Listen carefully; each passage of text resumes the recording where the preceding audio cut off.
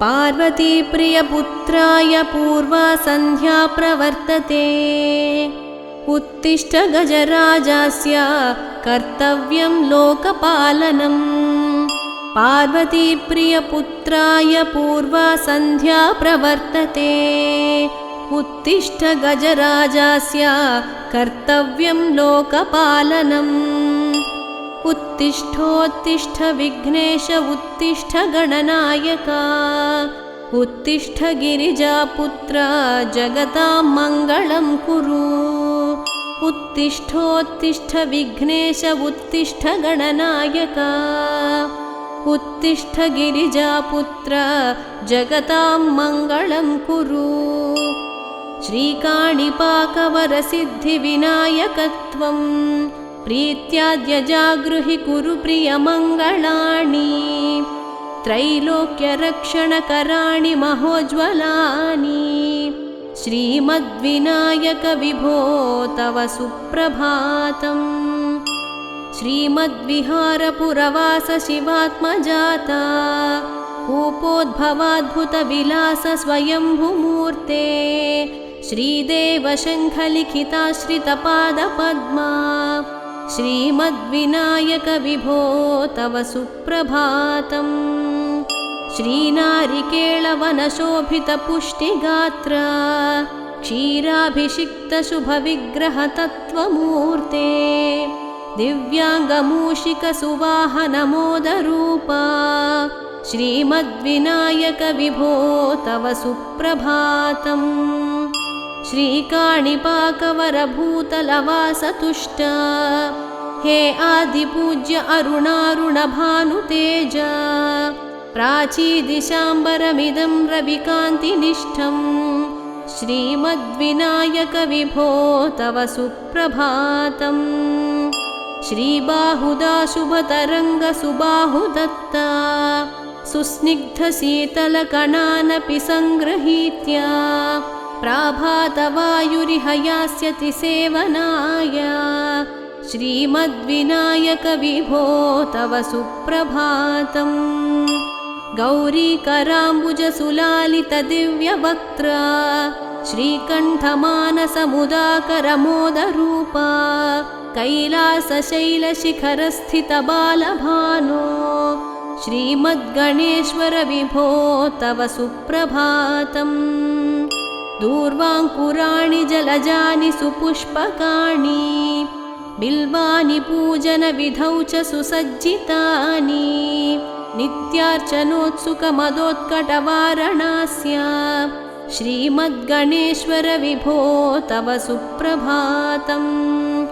हृत्कूपमध्यसमुपस्थितचित्स्वरूप कूटस्थत्वमिदमेव हि बोधनेन। त्वामत्र भासि विदधासि समस्तशोभान्।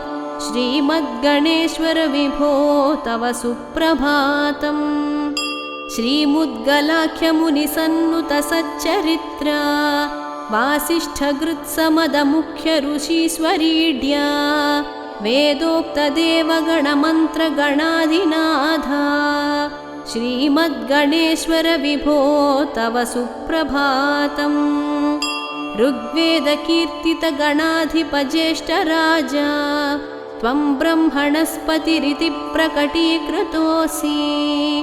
आधर्वशीर्षमनुमन्त्रितदिव्यमूर्ते श्रीमद्गणेश्वर विभो तव सुप्रभातम्। ब्रह्मादिदेवपरिकीर्तितवेदपाठाः त्वत्सूर्पकर्णकुहरौ प्रविशन्ति देवाः। श्रुत्याधुनैव परिपालय धर्मसङ्घान्। श्रीवल्लभेश भगवन् तव सुप्रभातम्। हेरम्बलम्बजठराद्भुतदिव्यगात्र प्रारम्भपूजनमिदं दयया गृहीत्वा। सर्वाशुभानि परिनाशय शर्वपुत्र। श्रीवल्लभेश भगवन् तव सुप्रभातम्।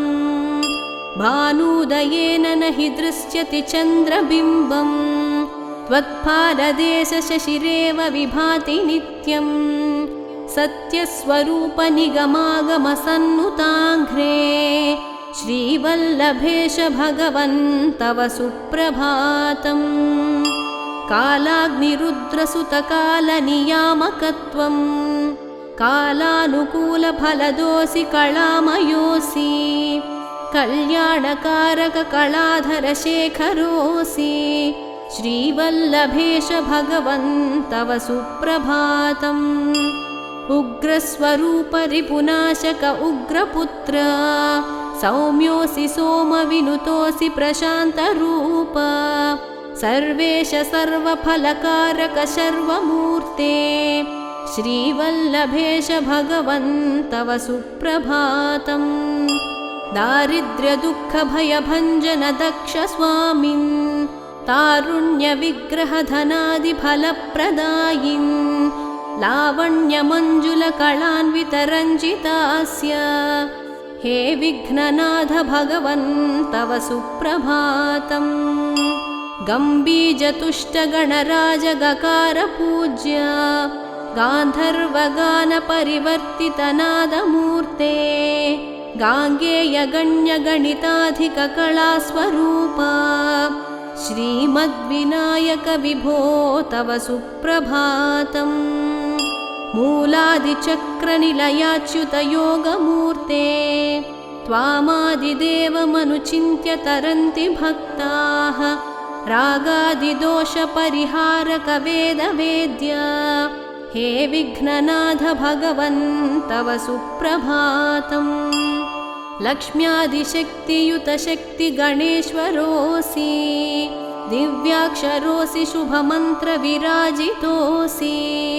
तन्त्रादिभिर्नुतनतेष्टदवल्लभेश हे विघ्ननाथ भगवन् तव सुप्रभातम् नागोपवीतधरनाथ विनोदचित्त नागास्य नाशितमहाशुनतानुरक्त आनन्दतुन्दिलतनो बहिरान्तरस्था हे विघ्ननाथ भगवन् तव सुप्रभातम् भद्रे भवक्त्र नवभद्रद भद्रतेज रुद्रप्रियात्मज मदद्रवशक्तियुक्त अद्रीशजा मधुरवत्सलता निधान हे विघ्ननाथ भगवन् तव सुप्रभातम् सर्वार्थिसिद्धिफलदायक बुद्धिदायिन् विघ्नाद्रिवज्रपरिपूज्य चतुर्धिकाले भद्रं पदं दिशसि भक्तगणार्धितोऽसि